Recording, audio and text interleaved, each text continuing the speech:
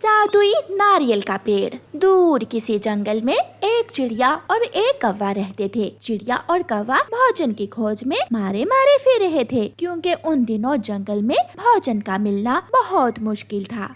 चिड़िया और कौवा थक जाते हैं और नदी के पास जाकर बैठ जाते हैं। कौवे भैया, मुझे बहुत भूख लगी हुई है और अभी तक कुछ भी खाने को नहीं मिला। शायद आज भी हमें खाली पेट ही घर लौट कर जाना होगा। मैं और नहीं उड़ सकता। मेरे शरीर में अब इतनी ताकत नहीं कि और उड़ सकूं। मैं तो इस नदी से पानी पीकर वापस जा रहा हूँ। चिड़िया और कौवे की बातें पास वाला नारियल का पेड़ सुन रहा था। वो एक जादुई नारियल का पेड़ था। वो पेड़ चिड़िया और कौवे से कहता है, कौवे और चिड़िया, मैं तुम दोनों को एक एक नारियल देता हूँ, मगर याद रखना तुम्हें ये नारियल किसी दूसरे भूखे पक्षी को देना होगा। पेड़ जी, मगर हम भी तो भूखे हैं। हम भी भूख से मर रहे हैं। आप हमें नारियल दें ताकि पहले हम अपनी भूख मिटा सकें। पहले दूसरों की भूख मिटाओ और फिर बाद में तुम्हें तुम्हारी नेकी का बदला मिलेगा। फिर वो जादुई नारियल का पेड़ चिड़िया और कौवे को एक एक नारियल दे देता है।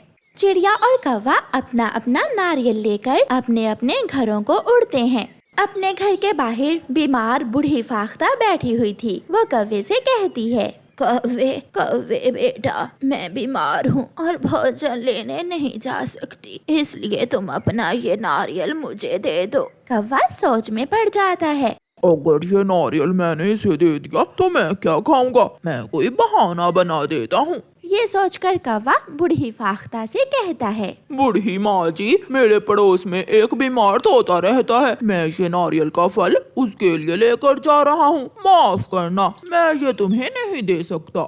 ऐसे कहते हुए कौवा आगे बढ़ जाता है और घने पेड़ के नीचे बैठकर पत्थर पर मारकर वो नारियल तोड़ता है और खाने लगता है। कौवा वो नारियल खा लेता है। चिड़िया भी अपना नारियल लेकर जा रही थी। वो सोच रही थी कि वो ये नारियल किसे दे। तभी वही बूढ़ी फाख्ता चिड़िया से वो नारियल मांग लेती है। चिड़िया बेटी, मैं भूखी हूँ, तुम ये अपना नारियल मुझे दे दो। माँ जी, धन्यवाद मेरी मुश्किल आसान करने के लिए, क्योंकि मैं ये नारियल किसी गरीब पक्षी को ही देना चाहती थी। चिड़िया बूढ़ी फाख्ता को वो नारियल दे देती है और वहाँ से चली जाती है।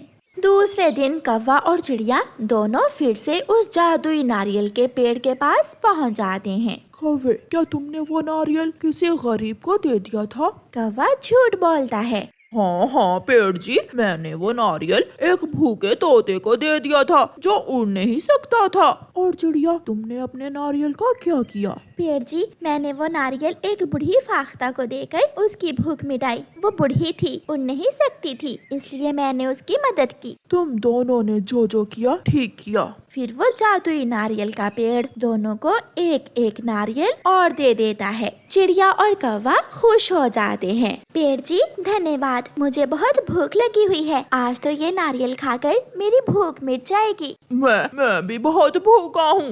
नहीं, ये फल तुम्हारे लिए नहीं है। आज फिर तुम्हारी परीक्षा है। तुम दोनों जाओ और जंगल में देखो, जो पक्षी तुम्हें सबसे पहले दिखाई दे, तुम दोनों अपना ये फल उसे दे देना। पेड़ की बात मानकर कौवा और चिड़िया फिर से जंगल की तरफ निकल जाते हैं। सामने कबूतर बैठा हुआ था, जिसे देखकर कौवा अपना मुंह दूसरी तरफ कर लेता है। अगर मैंने इसे देख लिया तो ये फल इसे देना पड़ेगा, मगर मैं ये फल खुद खाऊंगा। कौवा झरने के पास जाकर बैठ जाता है और मजे मजे से वो नारियल का फल खा लेता है। मगर चिड़िया जानती थी कि अगर उसने वो फल खाया तो उसे झूठ बोलना पड़ेगा, इसलिए चिड़िया वो फल अपने पड़ोसी कबूतर को दे देती है। कबूतर भैया, ये फल आपके लिए लाई हूँ मैं। मगर चिड़िया, इस मौसम में तुम्हें ये फल कहाँ से मिल गया? कबूतर भैया, ये मेरी एक परीक्षा है। ऐसे कहते हुए चिड़िया अपने घर चली जाती है। आज फिर से चिड़िया भूखी थी। वो भूखी ही सो जाती है। अगले दिन जब चिड़िया नारियल के पेड़ के पास जाती है तो वो पेड़ चिड़िया से कहता है, चिड़िया, तुम ईमानदार और बहुत अच्छी चिड़िया हो। तुम मेरी परीक्षा में पूरी उतरी हो। इस नदी के पार जाओ और सामने आने वाले बाग के सारे फल तुम्हारे हैं। तुम जितने चाहो फल खा सकती हो और अपने दोस्तों को भी दे सकती हो। चिड़िया बहुत खुश होती है और नदी के उस पार चली जाती है।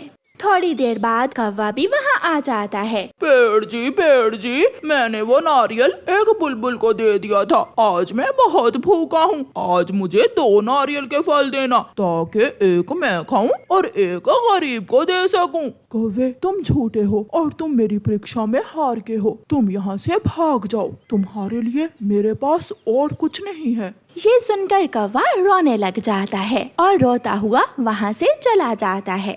दूसरी तरफ चिड़िया एक ऐसे बाग में पहुँच जाती है जहाँ हर तरफ फल ही फल थे और चिड़िया वहाँ ही एक पेड़ पर अपना घोंसला बना लेती है और मजे मजे से मीठे फल खाती है। जंगल में गर्मी बढ़ रही थी। चिड़िया का बेटा कुकू, गोरी कौवी का बेटा जग्गू कौवा और छोटा मिट्ठू सभी दोस्त घने पेड़ की छांव में बैठे हुए थे। दोस्तों, आज बहुत गर्मी है। ऐसे मौसम में नदी पर नहाने का मन कर रहा है मेरा। मैं भी जाऊंगा नदी पर नहाने। फिर वो सारे दोस्त ठंडे ठंडे नदी के पानी से नहाने चले जाते हैं। जग्गू कौवा तो ऊंचे पेड़ पर बैठकर नदी में छलांगे लगा रहा था। वो सब बहुत एंजॉय करते हैं। कुकू और छोटा तोता पेड़ से छलांग लगाने से डर रहे थे। कोई नहीं कर सकता। मेरी तरह ऊंचे पेड़ से नदी में कोई छलांग नहीं लगा सकता। कुकू, चलो हम भी छलांग लगाते हैं। ना, मुझे तो बहुत डर लग रहा है। नदी पर नहाने के बाद जग्गू कौवा अपने दोस्तों से कहता है, यहाँ से थोड़ी दूर एक आमों का बाग है। चलो हम सब वहाँ मीठे आम खाने जाते हैं। मगर जग्गू, वो बाग तो चाचा कबूतर का है। वो हमें पकड़ लेगा। मैंने अपने मम्मा पापा से सीख रखा है कि चोरी कैसे करते हैं। तुम चिंता ना करो, हम अच्छे से चोरी करेंगे और आम चुरा लेंगे। जग्गू कौवा अपनी बातों में लगाकर कुकू और छोटे तोते को आम चोरी करने ले जाता है। चाचा कबूतर बड़े आम के पेड़ के नीचे सो रहा था। तुम दोनों यहाँ बैठो और पहले मैं आम चुरा कर लाता हूँ। बाद में तुम दोनों भी आम चुरा लेना।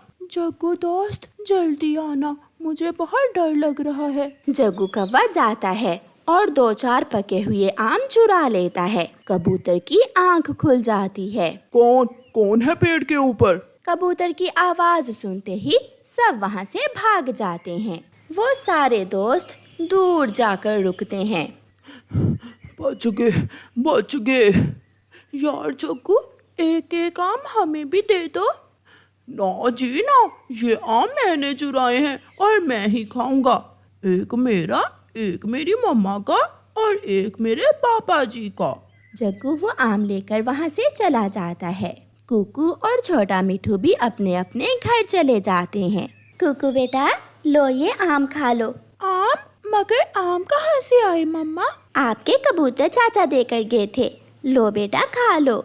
ये सुनकर कुकू बहुत शर्मिंदा होता है। मम्मा, सॉरी, मुझसे गलती हो गई। मैं आज जग्गू की बातों में आकर चाचा कबूतर के बाग से आम चोरी करने गया था। बेटा कुकू, अगर कबूतर भैया तुम्हें देख लेते तो आपकी मम्मा की बहुत बेइज्जती होती। आज के बाद कभी भी चोरी नहीं करना। जिस चीज को खाने को मन करे अपनी मम्मा को बताना है। फिर कुकू अपनी मम्मा से प्रॉमिस करता है कि वो फिर कभी चोरी नहीं करेगा। उधर गोरी कौवी चोरी के आम खाकर बहुत खुश हो रही थी। अब तो मुझे कोई चिंता नहीं है। अब मेरा जग्गू भी चोरियां करने लगा है। अब तो हम 2 चोरियां किया करेंगे। एक मेरा जग्गू बेटा और दूसरी चोरी मैं किया करूँगा। पापा, कुकू और छोटा मिठू भी मेरे साथ थे, मगर वो डर गए और भाग गए। मगर मैंने आपकी तरह चोरी की और कामयाब हो गया आम चुराने में। जग्गू बेटा, ये आम तो बहुत स्वादिष्ट हैं। कल तुम फिर से आम चुरा कर लाना।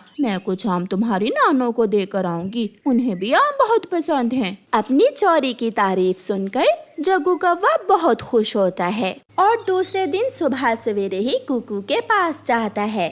कुकू अपने घर के बाहर बैठा हुआ था।